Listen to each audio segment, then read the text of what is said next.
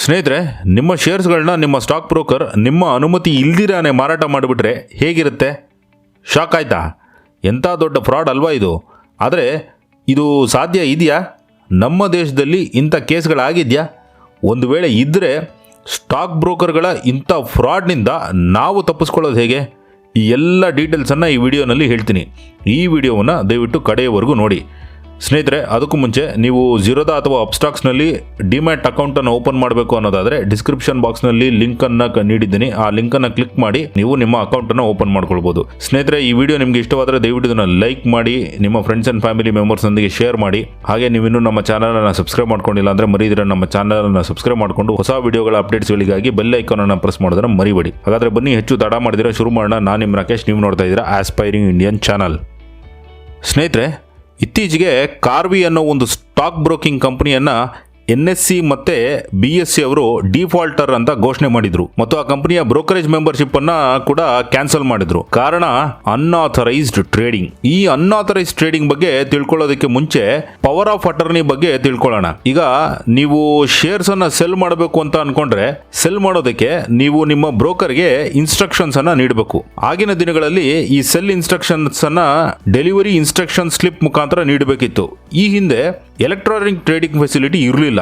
ಆಗ manual trading ಮಾಡ್ತಿದ್ರಿಂದ ಕ್ಲೈಂಟ್ಸ್ಗಳು ತಮ್ಮ ಬ್ರೋಕರ್ಸ್ಗಳಿಗೆ selling ಇನ್ಸ್ಟ್ರಕ್ಷನ್ಸನ್ನು ಈ ಡೆಲಿವರಿ ಇನ್ಸ್ಟ್ರಕ್ಷನ್ ಸ್ಲಿಪ್ ಮುಖಾಂತರ ನೀಡಬೇಕಿತ್ತು. ಆದರೆ ಆ ಸಿಸ್ಟಮ್ನಲ್ಲಿ ಶೇರ್ಸ್ನ ಡೆಲಿವರಿ ಮಾಡೋದೇ ಒಂದು ದೊಡ್ಡ ಕೆಲಸವಾಗ್ತಿತ್ತು. ಈ ಆನ್ಲೈನ್ ಟ್ರೇಡಿಂಗ್ ಶುರುವಾದಾಗ ಪವರ್ ಆಫ್ ಅಟರ್ನಿ ಅನ್ನೋ ಸಿಸ್ಟಮ್ ಅನ್ನ ಜಾರಿಗೆ ತರಲಾಯಿತು. ಈ ಪವರ್ ಆಫ್ ಅಟರ್ನಿಯಿಂದ ನಮ್ಮ ಬ್ರೋಕರ್ಸ್ಗಳಿಗೆ ನಾವು ನಮ್ಮ ಪರವಾಗಿ ಈ ಡೆಲಿವರಿ ಇನ್ಸ್ಟ್ರಕ್ಷನ್ ಸ್ಲಿಪ್ ಇಲ್ದಿರ ಡೈರೆಕ್ಟ್ ಆಗಿ ನಮ್ಮ ಶೇರ್ಸ್ ಅನ್ನ ಸೆಲ್ ಮಾಡೋ ಹಕ್ಕನ್ನು ನೀಡ್ತೀವಿ. ಇದರಿಂದಾಗಿ ಅವರು ನಮ್ಮ ಪರವಾಗಿ ಶೇರ್ಸ್ ಅನ್ನ ಸೆಲ್ ಮಾಡಬಹುದು. ಈ ಪವರ್ ಆಫ್ ಅಟರ್ನಿ ಇಲ್ಲ ಅಂದ್ರೆ ನಾವು ಪ್ರತಿ ಬಾರಿ ನಮ್ಮ ಬ್ರೋಕರ್ಸ್ಗಳಿಗೆ ಡೆಲಿವರಿ ಇನ್ಸ್ಟ್ರಕ್ಷನ್ ಸ್ಲಿಪ್ ಅನ್ನ ನೀಡುತ್ತಿರಬೇಕಾಗತ್ತೆ. ಅದರಿಂದಾಗಿ ನಮಗೂ ಕೂಡ ನಮ್ಮ ಶೇರ್ಸ್ ಅನ್ನ ಮಾರಾಟ ಮಾಡೋದು ಬಹಳ ಕಷ್ಟವಾಗುತ್ತೆ. ಹಾಗಾಗಿ ನಾವು ಈ ಡಿಮ್ಯಾಟ್ ಅಕೌಂಟ್ ಓಪನ್ ಮಾಡುವಾಗ ಸಾಮಾನ್ಯವಾಗಿ ಎಲ್ಲಾ ಬ್ರೋಕರ್ಸ್ಗಳು ಈ ಪವರ್ ಆಫ್ ಅಟರ್ನಿಗೆ ನಮ್ಮಿಂದ ಸೈನ್ ಮಾಡಿಸ್ಕೋತಾರೆ. ಆದ್ರೆ ನಮ್ಮ ಬ್ರೋಕರ್ಸ್ಗಳು ಯಾವುದೇ ಕಾರಣಕ್ಕೂ ಈ ಪವರ್ ಆಫ್ ಅಟರ್ನಿಯನ್ನ ದುರ್ಬಳಕೆ ಮಾಡಿಕೊಳ್ಳೋ ಹಾಗಿಲ್ಲ.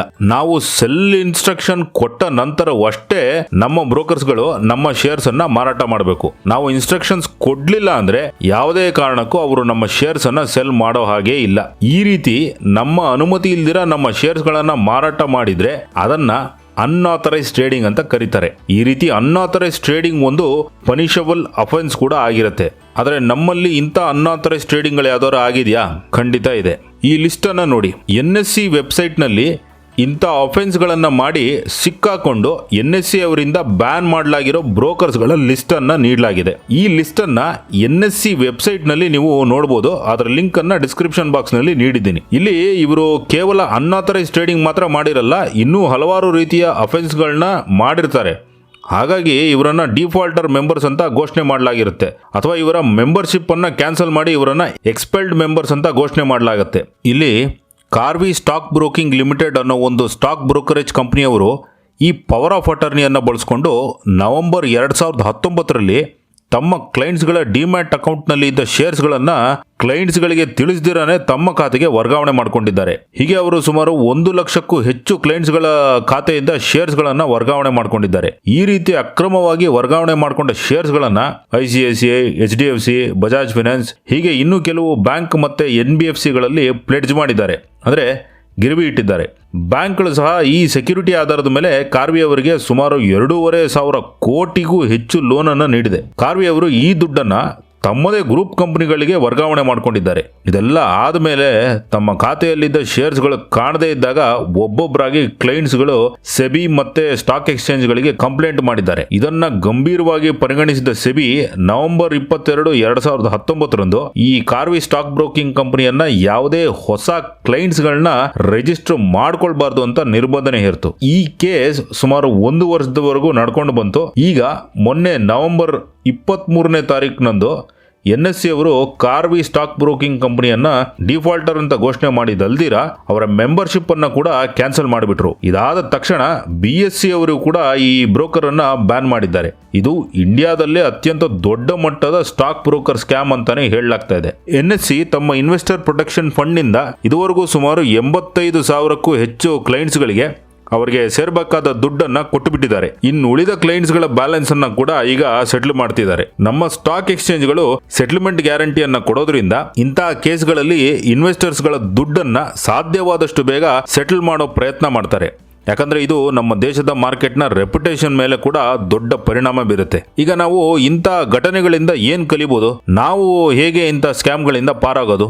ಗೆಳೆಯರೆ, ಸೆಬಿಯ ರೂಲ್ಸ್ ಪ್ರಕಾರ ಒಬ್ಬ ಬ್ರೋಕರ್ ತನ್ನ ಕ್ಲೈಂಟ್ಸ್ಗಳ ಖಾತೆಯಿಂದ ಶೇರ್ಸ್ ಅನ್ನ ಮಾರಾಟ ಮಾಡ್ತಿದ್ದಾನೆ ಅಥವಾ ಟ್ರಾನ್ಸ್ಫರ್ ಮಾಡ್ತಿದ್ದಾನೆ ಅಂದ್ರೆ ತನ್ನ ಕ್ಲೈಂಟ್ಸ್ಗಳಿಗೆ SMS ಮೂಲಕನೋ, ಫೋನ್ ಮೂಲಕನೋ ಅಥವಾ ಇಮೇಲ್ ಮೂಲಕನೋ ತಿಳಿಸಲೇಬೇಕು. ಹಾಗಾಗಿ ನಿಮ್ಮ ಅಕೌಂಟ್ನಿಂದ ನಿಮ್ಮ ಪರ್ಮಿಷನ್ ಇಲ್ದಿರೋ ಶೇರ್ಸ್ಗಳು ಡೆಬಿಟ್ ಆದರೆ ಅಥವಾ ಫಂಡ್ಸ್ಗಳು ಡೆಬಿಟ್ ಆದರೆ ಆ ಕ್ಷಣ ನೀವು ಆ ಬ್ರೋಕರ್ನ ಗಮನಕ್ಕೆ ತರಬೇಕು. ಅವರು ಸ್ಪಂದಿಸಲಿಲ್ಲ ಅಂದ್ರೆ ತಕ್ಷಣ ಸೆಬಿ ವೆಬ್ ಪೋರ್ಟಲ್ನಲ್ಲಿ ಕಂಪ್ಲೇಂಟ್ ರಿಜಿಸ್ಟರ್ ಮಾಡಿಸಿ ಅಥವಾ ಸೆಬಿಗೆ ಕಾಲ್ ಮಾಡಿ ಕೂಡ ಕಂಪ್ಲೇಂಟ್ ಅನ್ನು ರಿಜಿಸ್ಟರ್ ಮಾಡಿಸಬಹುದು. ನಿಮ್ಮ ಸ್ಟಾಕ್ ಬ್ರೋಕರ್ ಹಾಗೂ ಡೆಪಾಸಿಟರ್ಗಳಿಂದ ಬರೋ ಪ್ರತಿಯೊಂದು ಮೆಸೇಜ್ ಅನ್ನ, ಮೇಲ್ ಅನ್ನ ಡೀಟೇಲ್ ಆಗಿ ಒಂದ್ಸಾರಿ ಓದ್ಕೊಳ್ಳಿ. ನಿಮ್ಮ ಅಕೌಂಟ್ ಇಂದ ಯಾವುದೇ ಅನ್ಆಥರೈಸ್ಡ್ ಟ್ರಾನ್ಸಾಕ್ಷನ್ ಆಗಿಲ್ಲ ಅನ್ನೋದನ್ನ ಒಂದ್ಸಾರಿ ಕನ್ಫರ್ಮ್ ಮಾಡ್ಕೊಳ್ಳಿ. ಎಲ್ಲದಕ್ಕಿಂತ ಮುಖ್ಯವಾಗಿ ನೀವು ಡಿಮ್ಯಾಟ್ ಅಕೌಂಟ್ ಓಪನ್ ಮಾಡಿಸೋ ಮುಂಚೆ ನಿಮ್ಮ ಬ್ರೋಕರ್ ಬಗ್ಗೆ ಕೂಲಂಕುಷವಾಗಿ ತನಿಖೆ ಮಾಡ್ಕೊಳ್ಳಿ. ಅವರು ಇಂಥ ಯಾವುದೇ ಸ್ಕ್ಯಾಮ್ ನಲ್ಲಿ ಈ ಹಿಂದೆ ಇನ್ವಾಲ್ವ್ ಆಗಿದ್ರ ಅನ್ನೋದನ್ನ ಪರಿಶೀಲಿಸ್ಕೊಳ್ಳಿ.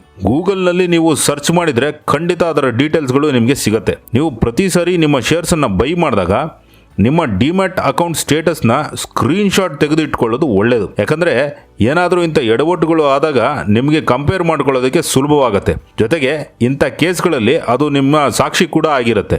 ಗೆಳೆಯರೆ, ನಾವು ಎಮೋಷನಲ್ ಇನ್ವೆಸ್ಟರ್ಸ್ಗಳಾಗ್ದಿರಾ ಇಂಟೆಲಿಜೆಂಟ್ ಇನ್ವೆಸ್ಟರ್ಸ್ಗಳಾಗಬೇಕು. ಸ್ಟಾಕ್ ಮಾರ್ಕೆಟ್ನಲ್ಲಿ ಇಂಥ ಅವ್ಯವಹಾರಗಳ ಬಗ್ಗೆ ಸದಾ ಎಚ್ಚರದಿಂದಿರಬೇಕು. ನನ್ನ ಈ ಚಾನಲಿಂದ ಸಾಧ್ಯವಾದಷ್ಟು ಇನ್ಫಾರ್ಮೇಷನ್ಗಳನ್ನ ನಿಮಗೆ ಕೊಡ್ತಿರ್ತೀನಿ. ಸ್ನೇಹಿತರೆ, ನನ್ನ ಈ ವಿಡಿಯೋ ನಿಮಗೆ ಇಷ್ಟವಾಗಿದ್ರೆ, ನಿಮಗೆ ಇನ್ವೆಸ್ಟ್ಮೆಂಟ್ ಮಾಡೋದಕ್ಕೆ ಇದು ಸಹಾಯ ಮಾಡುತ್ತೆ ಅನ್ನೋದಾದರೆ ದಯವಿಟ್ಟು ಈ ವಿಡಿಯೋವನ್ನು ಲೈಕ್ ಮಾಡಿ, ನಿಮ್ಮ ಫ್ರೆಂಡ್ಸ್ ಆ್ಯಂಡ್ ಫ್ಯಾಮಿಲಿ ಮೆಂಬರ್ಸ್ಗಳಿಗೆ ಶೇರ್ ಮಾಡಿ. ನನ್ನ ಈ ವಿಡಿಯೋಗಳನ್ನ ಕರ್ನಾಟಕದ ಮೂಲೆ ಮೂಲೆಗೂ ತಲುಪಿಸೋದಕ್ಕೆ ಸಹಾಯ ಮಾಡಿ. ನಿಮ್ಮ ಅನಿಸಿಕೆ ಅಭಿಪ್ರಾಯಗಳನ್ನ ಕಮೆಂಟ್ ಬಾಕ್ಸ್ನಲ್ಲಿ ಹಾಕೋದಕ್ಕೆ ಮರಿಬೇಡಿ. ಹಾಗೆ ನೀವು ಈಗಾಗಲೇ ಹೇಳ್ದಂಗೆ ಝೀರೋದಾ ಮತ್ತೆ ಅಪ್ಸ್ಟಾಕ್ಸ್ನಲ್ಲಿ ನಿಮ್ಮ ಡಿಮ್ಯಾಟ್ ಅಕೌಂಟನ್ನು ಓಪನ್ ಮಾಡಬೇಕು ಅನ್ನೋದಾದರೆ ಡಿಸ್ಕ್ರಿಪ್ಷನ್ ಬಾಕ್ಸ್ನಲ್ಲಿ ನೀಡಿರೋ ಲಿಂಕನ್ನು ಕ್ಲಿಕ್ ಮಾಡಿ ಓಪನ್ ಮಾಡ್ಕೊಳ್ಬೋದು. ಗೆಳೆಯರೆ, ಮುಂದಿನ ವಿಡಿಯೋದ ಅತಿ ಶೀಘ್ರದಲ್ಲೇ ಮತ್ತೆ ನಿಮ್ಮ ಮುಂದೆ ಬರ್ತೀನಿ. ಜೈ ಹಿಂದ್, ಜೈ ಕರ್ನಾಟಕ.